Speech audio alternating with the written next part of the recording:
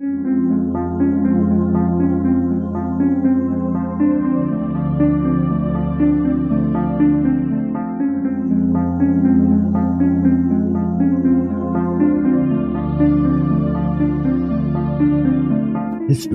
tells the story of the world and of our lives.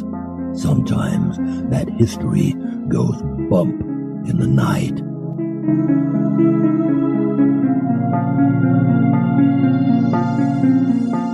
Broadcasting from the center of Oddity and the supernatural in Central Florida, it's the History Goes Bump podcast.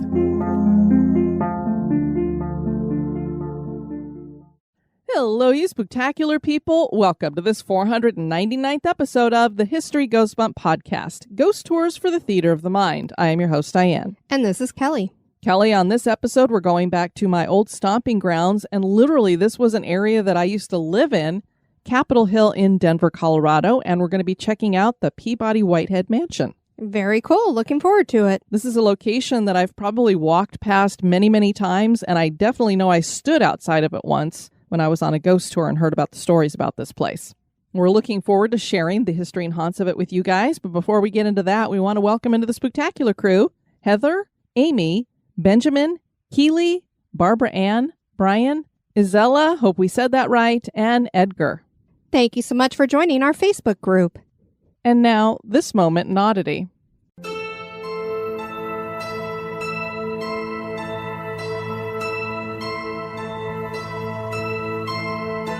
The moment in Oddity was suggested by Chelsea Flowers. Many nursing homes and hospitals employ the service of therapy animals. They can vary by species, but most commonly dogs and cats are the animals that supply the need. There was a cat in a nursing home in Providence, Rhode Island by the name of Oscar who became quite famous. This fine, fluffy feline was said to be rather skittish when he first came to call the nursing home and rehabilitation center home back in 2005. Initially, Oscar wasn't terribly social and preferred spending his time in a supply closet or under various patients' beds. Gradually, however, the staff started noticing a change with Oscar. When a patient was nearing the end of their life, Oscar would crawl up in bed with them and stay there comforting the person as their end drew near. At first, when his behavior was noticed, the connection wasn't clear, but gradually his predictability proved itself once Oscar hit between 20 or 30 deaths in a row. Some people at the home called Oscar an angel of death, while others just simply referred to him as an angel. Now, the way in which Oscar was able to predict who would be passing next is not concretely determined. It could be that prior to passing, that the body emits a particular smell that Oscar was able to clue into. It's also possible that the cat could see the spirits of those coming back to check on their friend or loved one.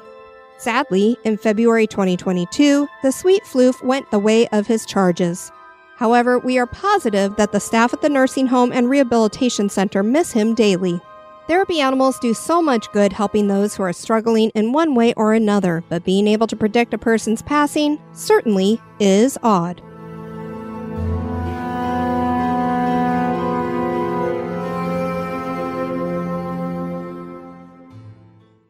This history podcast is haunted. And now, this month in history.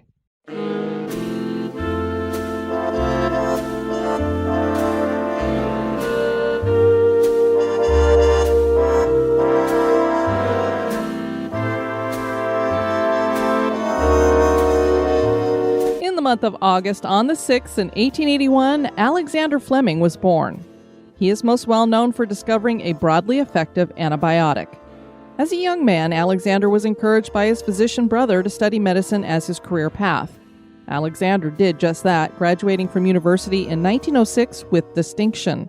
From there, Fleming joined the research department at his alma mater, where he became a research assistant bacteriologist. He worked under Sir Almroth Wright, who was a pioneer in the area of vaccine therapy and immunology. During his medical service in World War I, Alexander witnessed many soldiers dying of sepsis caused by infected wounds. He watched as the common antiseptics of the time often made the soldiers' injuries worse. In an article he had published in a medical journal, he explained that the topical antiseptics were not able to reach the deeper penetrating anaerobic bacteria which was causing the demise of so many soldiers. After the war, Fleming continued his research into bacteria and antibacterial substances. Many presentations and studies of Alexander's findings were relatively ignored. However, on September 28, 1928, he revolutionized the world of medicine. He had been studying staphylococci and discovered a fungus growing on some of the plates. The staphylococci that was nearest the fungus were destroyed, whereas the staph that was further away on the petri dishes were intact. The mold that had destroyed the staphylococci was Penicillium.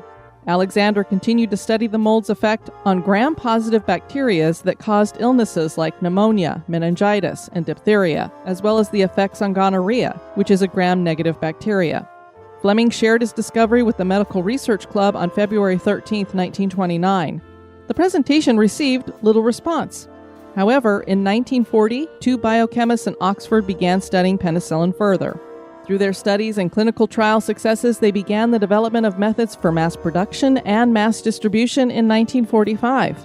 The discovery of penicillin and its development marked the beginning of modern antibiotics.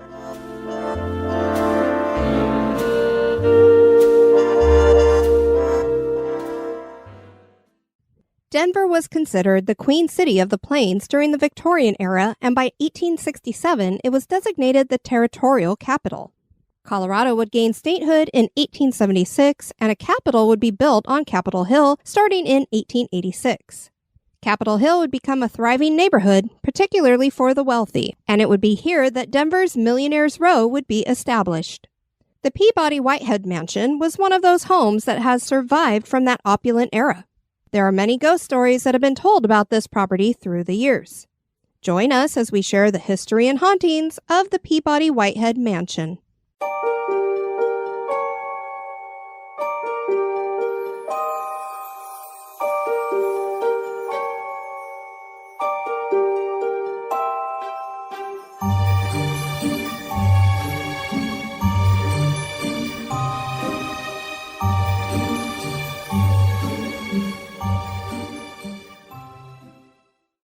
So last week we talked about a Millionaire's Row, and this week we're doing it again.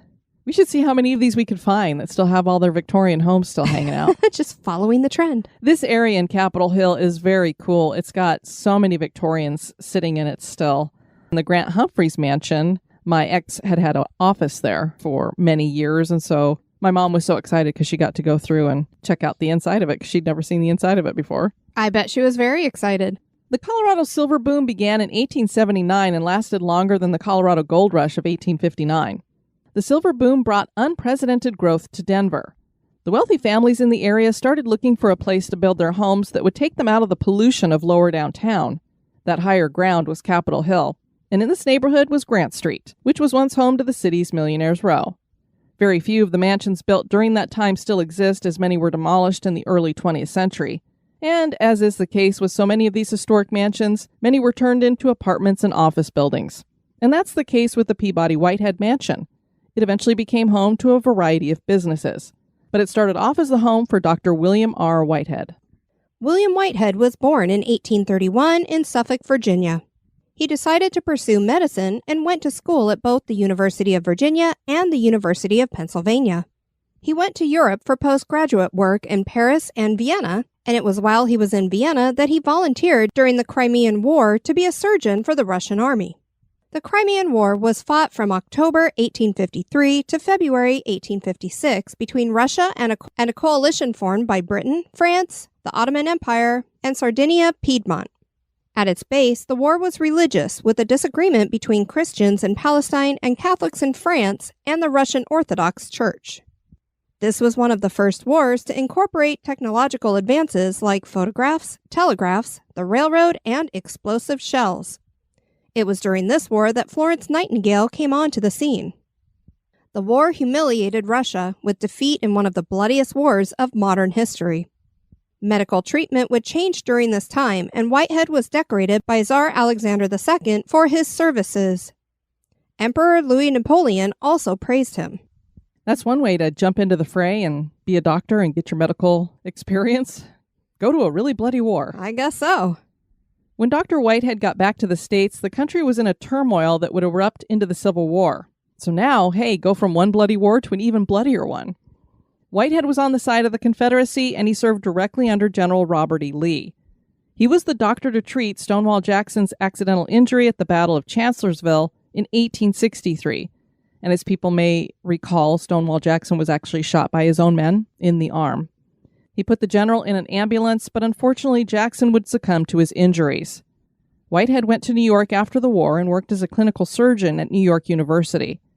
Both his wife and infant son became ill, and the Whitehead family moved to Denver for the cleaner air in the early 1870s. The doctor became a leading physician in Denver. I tried to look to see what his wife and infant son were sick with. I was guessing tuberculosis. That's the only thing I could think of. I'm like, it had to have been consumption because that's why everybody was coming to Denver for the thinner, cleaner, drier air.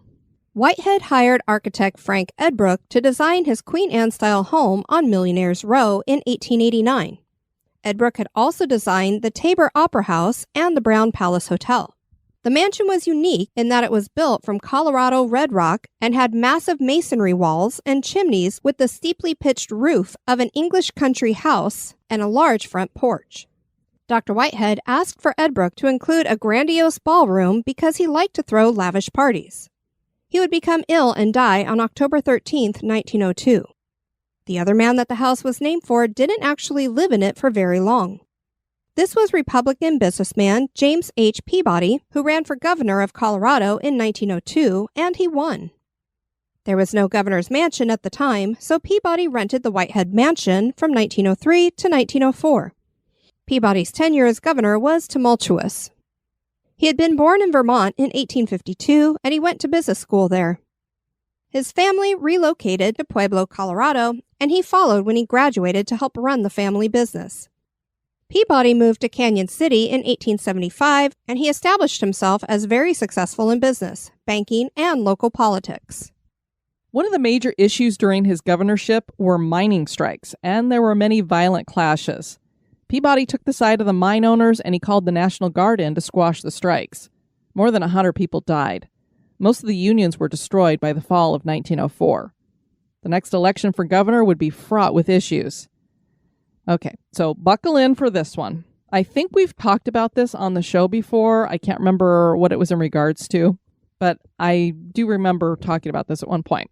So the Democrat beat Peabody, but fraud was found, so thousands of votes were annulled. The Democrats found irregular votes for Peabody as well. So an unusual compromise was worked out. So we know we've been hearing this about from both sides. People are always saying, something was rigged, something got stolen. This is not new, guys. This goes way back. But the Democrats and the Republicans decided that they're going to make some kind of a compromise here. So this is what they came up with. The Democrat's name was Alva Adams. He was given the governorship, and then Peabody was allowed to pick the next two justices of the Colorado Supreme Court. So we know when it comes to the Supreme Court, whether it's your state or the nation, that picking a Supreme Court justice is very, very important. And Peabody knew that they were getting ready to have two of them. That's why he really wanted to win this one. So it was very important to him. So they thought, well, both things are important, being governor and the Supreme Court justices. So we'll let you have one of them, and then you get the other one. All right, so everything seems perfectly fine, right? Well, further investigations proved that both parties had basically cheated, so the legislature declared Adams' governorship a fraud, and he was taken out of office. They replaced him with Peabody, who was forced to immediately resign. Oh, my word. So then the Republican Lieutenant Governor Jesse McDonald was sworn in as governor. On the 16th of March in 1904, Colorado had 3 governors. I have a feeling we did this as a moment in oddity or something, maybe. Most likely. Or maybe it was a history one. I don't know. But I think they're the only state to have had 3 governors in one day. Peabody moved out of the mansion and it became apartments. I'm not really sure. I guess because he had a very important name because he'd been governor. That's why the house also is tacked on with his name, because he never owned it. He just rented it, and he was only there for less than 2 years. By the 1950s, the mansion was being used as a place for business ranging from restaurants to bars and nightclubs. Strings of them came through and only lasted a few years each. The Carriage Inn, the Bombay Club, Senior Peabody's, Albies, Bentley's, and so on. This lasted until the 1990s when the house was bought by Richard R. Arbor Associates, which was an engineering firm that renovated the mansion as their offices. In 1993, the mansion was listed as a Denver landmark by Ordinance 534 of the Denver City Council. Through the 2000s, other businesses have used the house. And as Diane said, she stood outside this location on a ghost tour in 2016, and at that time it was home to a law office.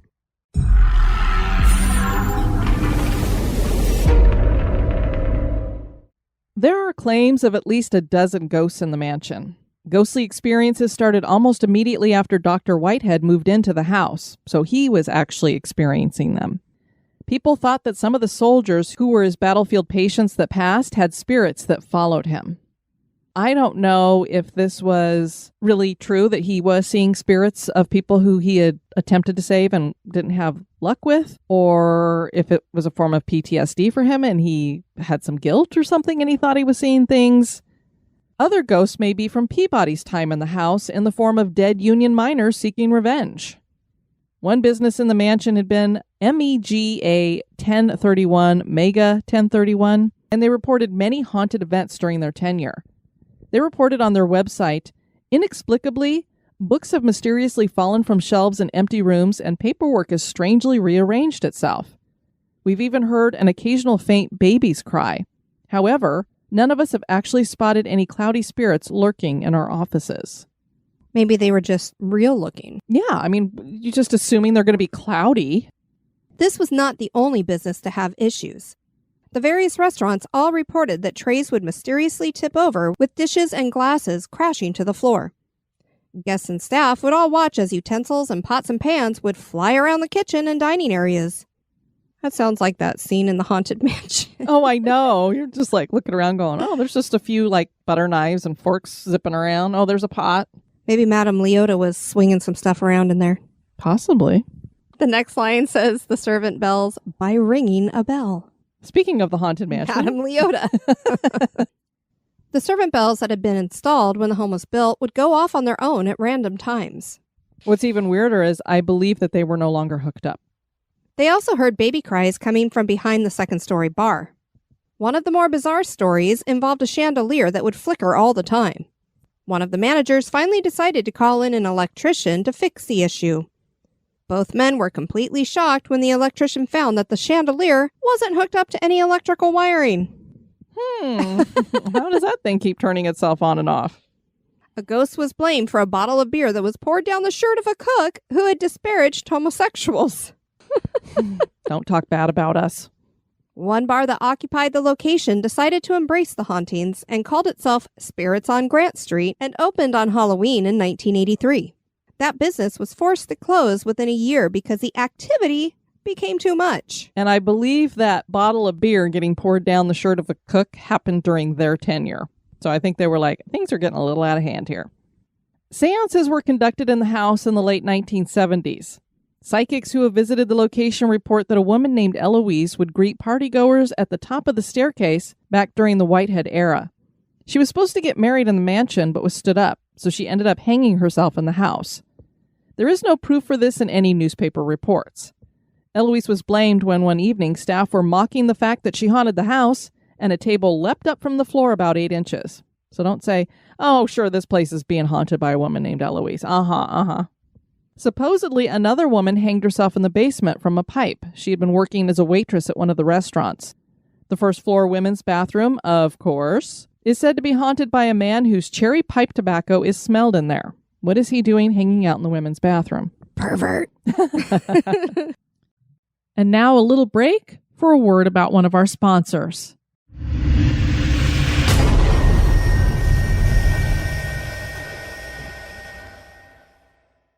A legend claims that construction workers abducted a girl in the 1970s and took her into the house where they raped and murdered her and buried her in the basement. Again, there is no proof for this in any official records, but investigations have turned up interesting things that might support the story. Of course, it's a story they tell on the ghost tours, even though it's just supposedly a legend. Ghost Adventures visited the house during Season 7 in 2012, and their tour guide and historian at the house was Phil Goodstein. So I think most listeners are aware that my mother is a Colorado historian, so she made friends with a lot of these historians in Colorado and such. Phil Goodstein was not one of her friends. Let me just say, I didn't really know a whole lot about that, but in watching the Ghost Adventures and just watching him tell Zach and the guys the history of the place. And you could see like the looks on their face as they kind of started getting glassy-eyed as Phil was going on and on and on and on about all this other stuff that they're not interested in. They just want to get in there and get the juicy stuff.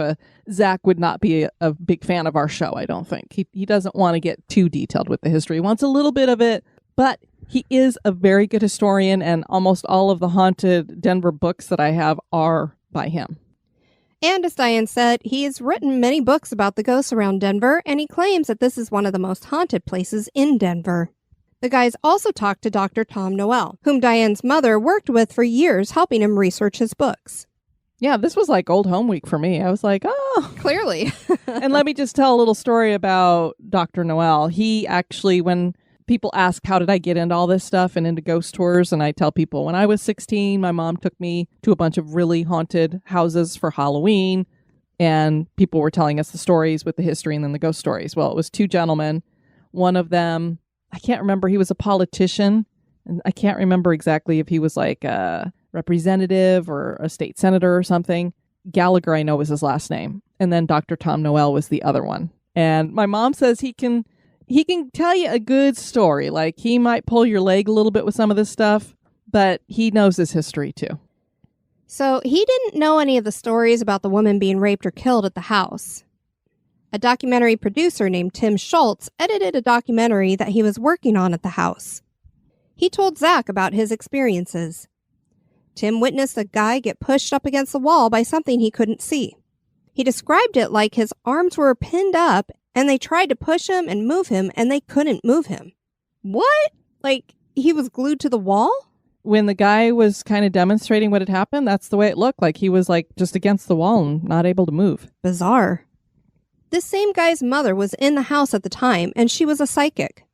She was overcome by a spirit and had to be helped from the house. She described it like she'd been drained. A woman named Nicole was on a tour, and the guide was leading them through the alley, and her fingers started to tingle. So she starts telling Zach and the guys about this experience. When the group got to the front of the house, she had a panic attack. She said she'd never had anything like that happen to her before, but she couldn't breathe. Her chest really tightened up. So, hey, why not ask her to come hang out with you while you do an investigation of the place?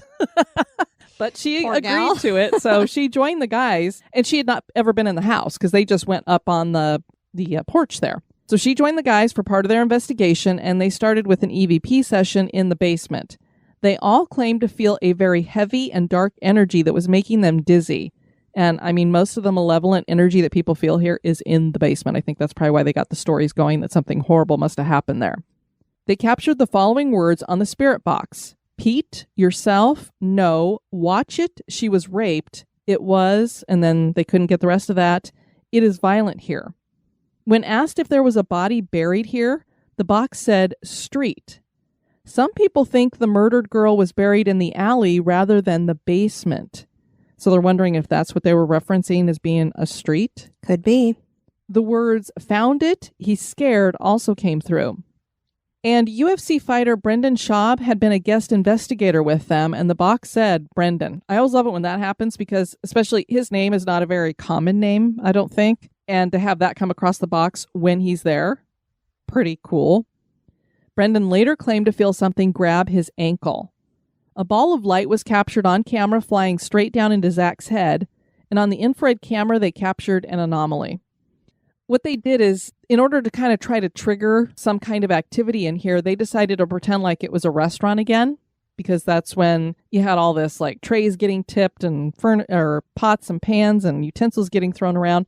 So they actually had some waitstaff come in who didn't even really know what they were doing there. Oh my. And then they had 3 different meals delivered to them. And then the waitstaff would present it to them, and they would act as if they were really at a restaurant getting served food or whatever. Nothing like really weird happened other than that ball of light that came down into Zach's head was when they were sitting at the table. And then the one girl kept commenting that her hands kept getting red. And everything that I saw talking about this said that they went blood red. I couldn't tell that her hands were blood red. She didn't hold them up to the camera that way. Blood red, I mean, we're talking dark, dark red. So I don't know, but for some reason they had a different color to them, and she felt really weird about it. So I don't know if it was something medically happening to her or something paranormal.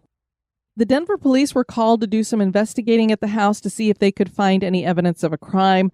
I tried to look up to see if there was anything further written about that, if they found anything. They at least had enough evidence, especially with it coming across the box with she was raped and talking about a body being buried, that they said, well, maybe we should have the police just do an investigation. It reminds me of Kindred Spirits. Right. I was thinking about that. When Adam and Amy were, seems like there were multiple stores in that place and they were down underneath it. They were down in the basement. There was supposedly a body that had been buried down there. Yeah, and they brought a cadaver dog down and it was like hitting on a certain spot. So they were like, we better call the police, and they did. Right.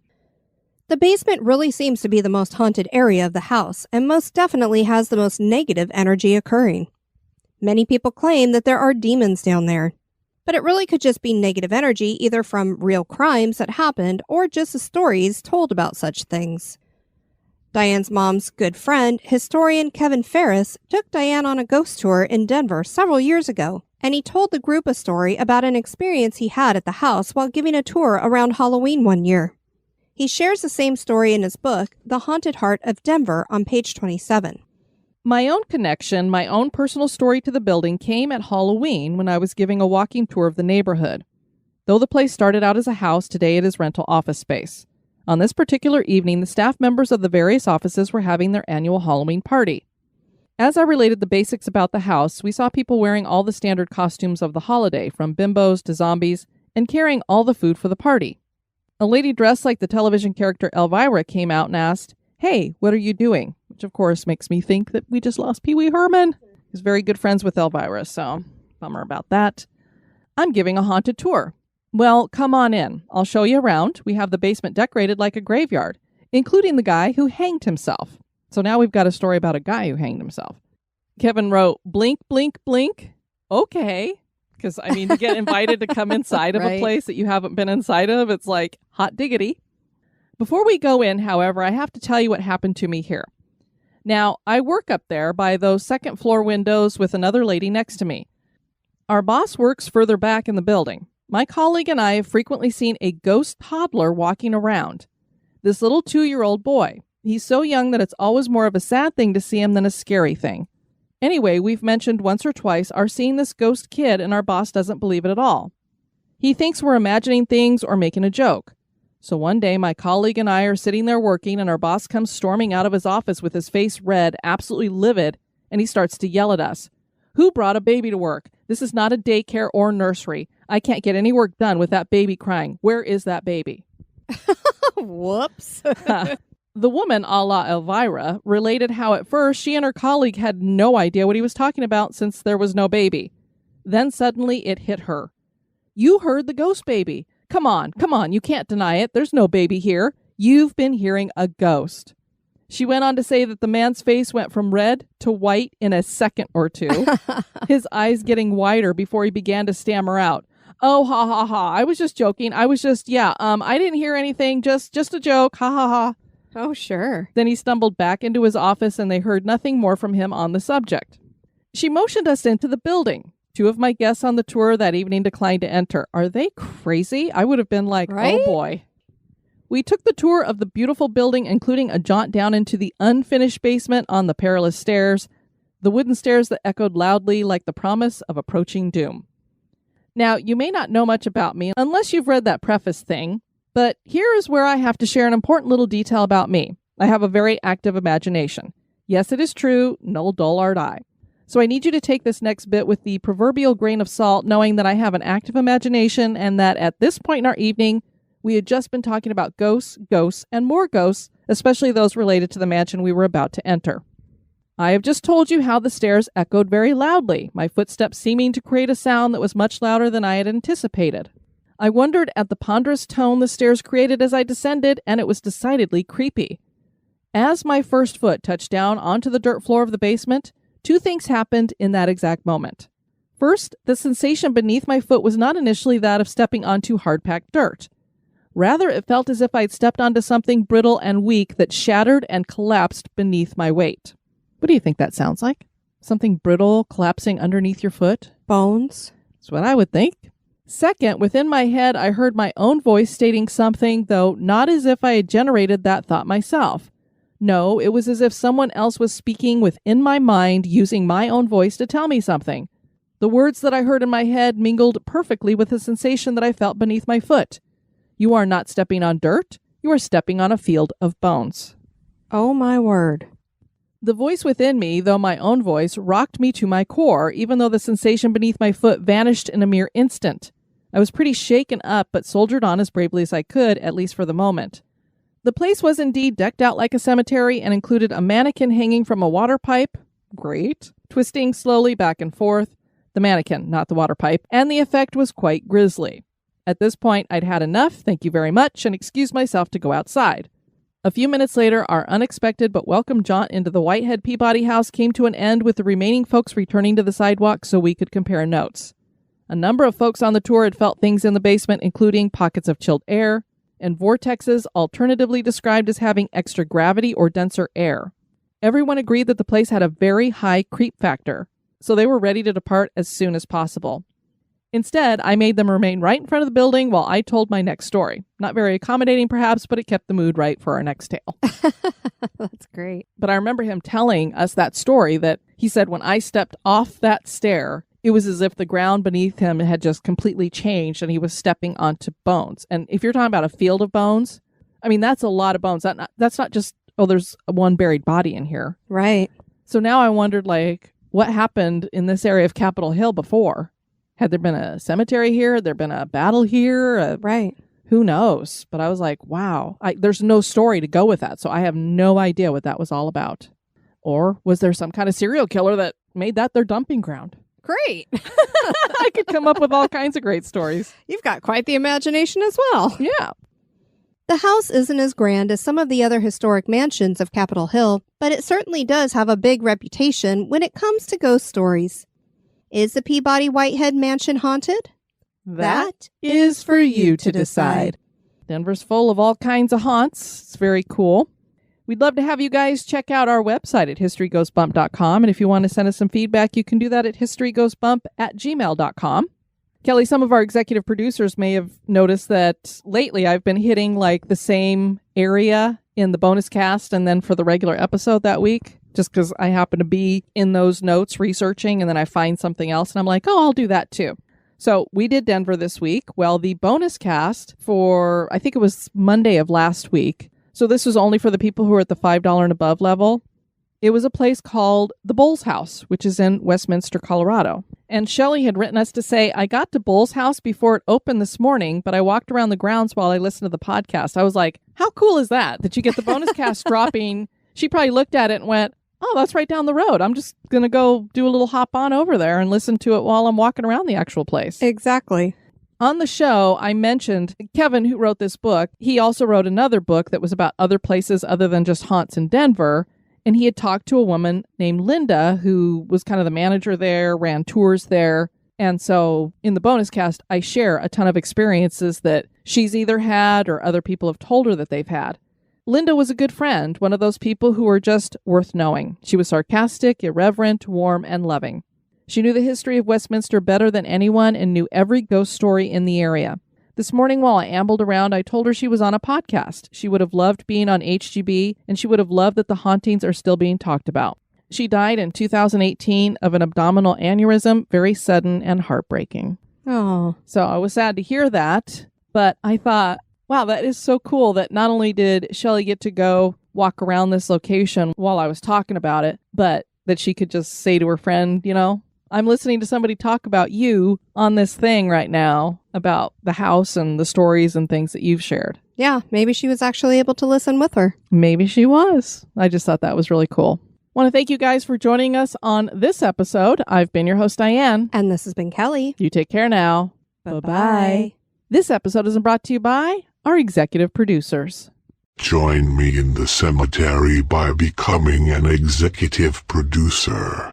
You can join on Patreon or PayPal. Check out the Support the Show tab on the website for more information.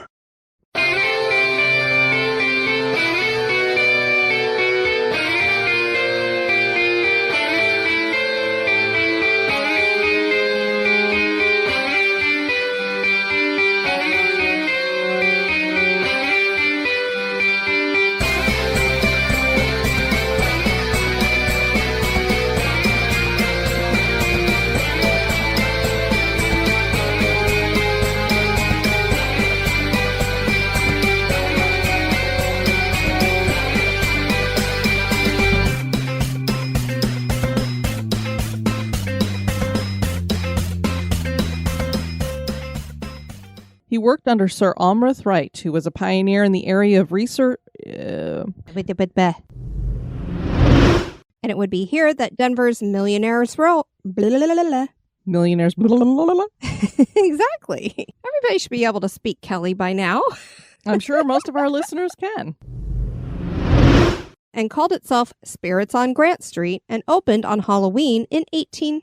Wow, it's been in business a long time. But it certainly does have a big reputation.